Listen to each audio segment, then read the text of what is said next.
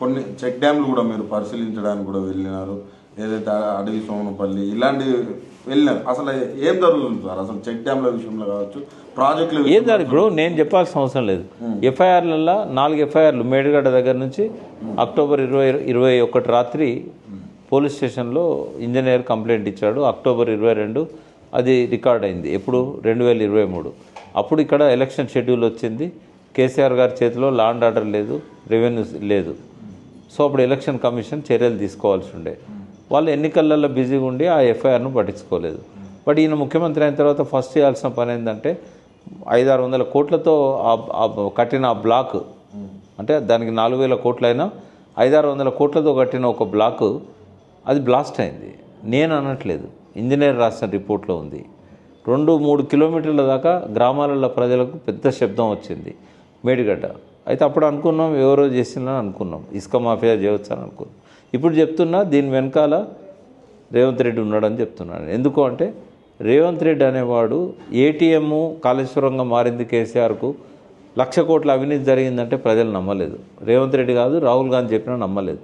కాబట్టి ఏదో ఒకటి చూపెట్టాలి కాబట్టి బ్లాస్ట్ చేశారు. అది అన్ని ఆధారాలని బ్లాస్ట్ చేసిన దానికి. జనవరి 24 ఈయన ముఖ్యమంత్రి ఉన్నప్పుడు హుసేన్ మియా వాగు చెక్ డౌన్ పేల్చడానికి డైనమేట్లతో పాటు డ్రిల్లింగ్ యంత్రాలతో పాటు అన్నీ దొరికినాయి. దొరికినా కూడా ఆడ రాసిండు ఇంజనీరు ఇది బ్లాస్ట్ చేయడానికి ప్రయత్నం చేసిందని. అయినా ఇప్పటి వరకు 2 సంవత్సరాలైనా చర్యలేదు. నవంబర్ 21న తనువుల చెక్ డౌన్ పేల్చిండ్లు. మేడం ఈ తలకాయ ఉన్నవానికి అందరికీ అది తెలుస్తుంది. అక్కడ పోతే దానికి ఏం నాలెడ్జ్ అక్కర్లేదు, ఇరిగేషన్ నాలెడ్జ్ అక్కర్లేదు, ఎన్జీఆర్ఐ నిపుణులు అక్కర్లేదు. మేడం ఈ తలకాయ ఉంటే చాలా అది బ్లాస్ట్ అని చెప్తారు. ఇంజనీర్ కూడా రాసిండు, దాని మీద ఇప్పటివరకు చర్య లేదు. అలసి అయిపోయింది. కాబట్టి ఇక ఇసుక మాఫియాకి ఏమైందంటే ఇక ఏం చేసినా కూడా మనల్ని అడిగేటోళ్ళు లేడు. రోజుకు ఒక్క లారీ మీద ₹1,00,000 వస్తున్నాయి. అటువంటి 4,000 లారీలు పోతున్నాయి రోజు. 4,000 లక్షలు పర్ డే ఇన్కమ్. అందులో ఎంతమంది ప్రజాప్రతినిధులు పోతున్నాయి, సర్పంచ్ దగ్గర నుంచి మంత్రుల దాకా పోతున్నాయి. ఒక నీటిపారుదల శాఖ మంత్రి అన్నారం సుందిల్లా కూలిపోయినాయి అన్నాడు. మేడిగడ్డ అంటే బ్లాస్ట్ చేసిండ్లు, కొంతవరకు డ్యామేజ్ అయింది, కూలిపోలే. కూలేశ్వరం కాదు, అది కూలిపోలేదు, కొంత డ్యామేజ్ అయింది. 300 కోట్లు పెడితే అయిపోయేది. 3 ఏళ్ళ నుంచి కావాలని చెప్పి అది రిపేర్ చేయించలేరు. అన్నారం సుందిల్లా కూలిపోయినాయని ఒక భారీ నీటిపారుదల శాఖ మంత్రి అన్నాడు. అంటే కళ్ళుండి చూడలేని గుడ్డోడు ఉత్తమ్ కుమార్ రెడ్డి. అన్నారం సుందిల్లా కూలిపోయిందా? గూగుల్లో కొడితే కనబడుతుందా ఇప్పుడు? మరి కూలిపోని ప్రాజెక్టులను కూలిపోతుంది అన్నాడు. అది కూడా తెలుసుకోలేని నీటిపారుదల మంత్రి టీఎంసీలు అంటే లెక్కెట్టే తెలుస్తుంది.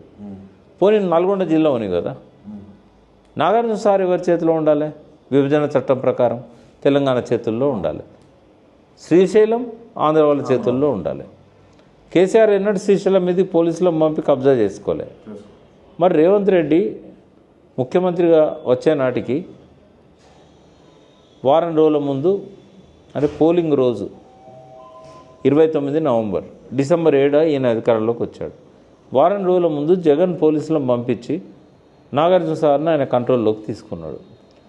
మరి నువ్వు వచ్చి ఏం బీకినావు అంటే, నేను ఈ భాష రావద్దు నా నోటి నుంచి, కానీ ఇటువంటి దుర్మార్గం చూసినప్పుడు అనిపిస్తుంది. నువ్వు అప్పుడున్నది ఎవరు? జగన్ ముఖ్యమంత్రి. 6 నెలల దాకా ఆయనే ఉన్నాడు కదా. ఒక్కనాడు లెటర్ రాసినావా? ఆ జిల్లా మంత్రి ఎవరు? ఉత్తమ్ కుమార్ రెడ్డి. నీటిపారుదల మంత్రి. నాగార్జున సార్ మీదకెళ్ళి పోలీసులను విత్డ్రా చేసుకోమని చెప్పి మీరు జగన్ దగ్గర పోయి రిప్రజెంటేషన్ ఇచ్చినలా? సిడబ్ల్యూసీ పోయి చెప్పినలా? అపెక్స్ కమిటీలో చెప్పినలా? ఇప్పటివరకు చెప్పినలా? అప్పుడే కాదు, చంద్రబాబుతో ఇన్ని మీటింగ్లు ఆయన చెప్పినావా నువ్వు? అంటే ఒక 10 మంది పోలీసులను నాగార్జున సార్ నుంచి నువ్వు విత్డ్రా చేయించలేవు అంటే నువ్వు ఆంధ్రతో కుమ్మక్కను అన్నట్టే కదా. ఏ కారణం వల్ల నువ్వు చేయించలేవు?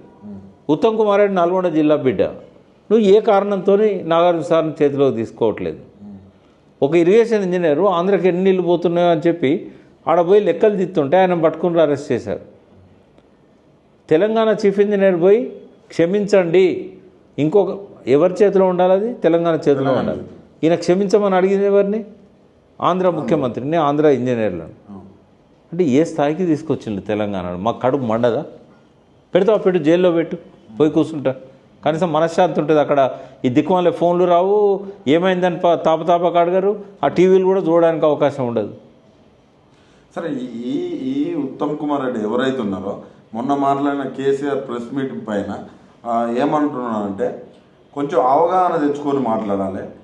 మీరు లక్షల కోట్లు అంటే 25,000 కోట్లలో సీతారాం ప్రాజెక్టు కావచ్చు, దుమ్ముగూడెం ప్రాజెక్టు కావచ్చు, ఇవన్నీ పూర్తి చేస్తే 4 లక్షల ఎకరాలు పారేది.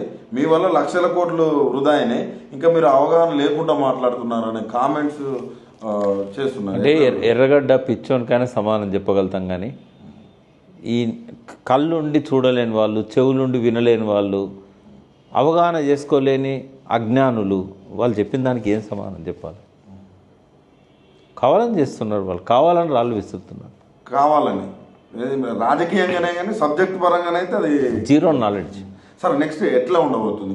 కేసీఆర్ గారు బయటకు వచ్చిన ఇప్పటి నుంచి నేను ప్రజల్లోనే ఉంటున్నా అనే మాట, కొన్ని మాటలు చెప్పడం జరిగింది. ఇప్పటి నుంచి మీకు కొంచెం సన్నిహితంగా ఉన్న మీ పరిచయాలను బట్టి చూస్తే ఎలా ఉండబోతుంది? నేను ఆయన రావడానికి ఒక్కరోజు ముందే జల సాధన 2.0 ఉద్యమాన్ని మళ్ళీ ఆయన సృష్టించాలని చెప్పాను. ఆయన అసెంబ్లీలో అడుగుపెట్టద్దు, ఇటువంటి మర్యాద ఇవ్వని వాళ్ళ దగ్గర ఉండొద్దు, ప్రతిపక్ష నాయకునిగా ప్రజల మధ్య ఉండాలి.